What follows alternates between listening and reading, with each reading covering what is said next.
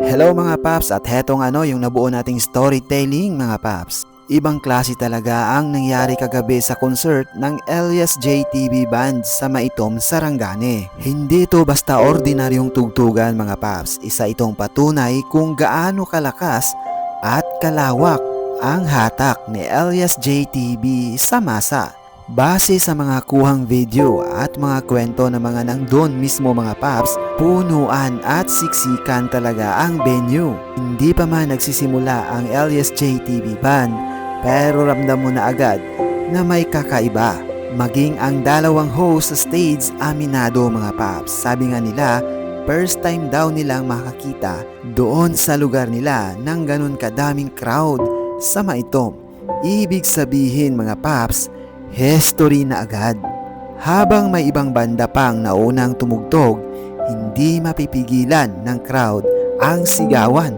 Paulit-ulit mong maririnig, Elias, Elias, labas na.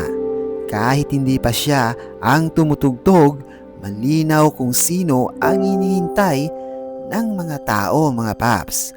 At nung pumasok na nga ang intro ng Elias JTV Band, biglang nag-iba ang atmosphere.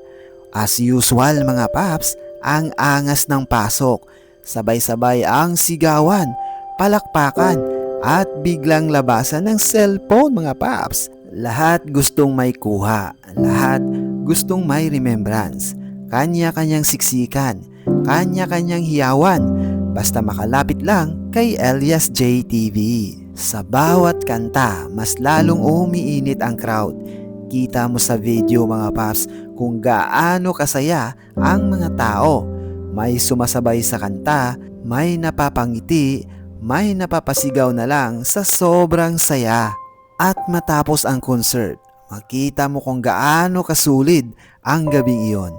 May mga bakas sa kamay ni Elias mga paps, mga kalmot na hindi reklamo, kung hindi tanda ng sobrang sarap ni Uhay.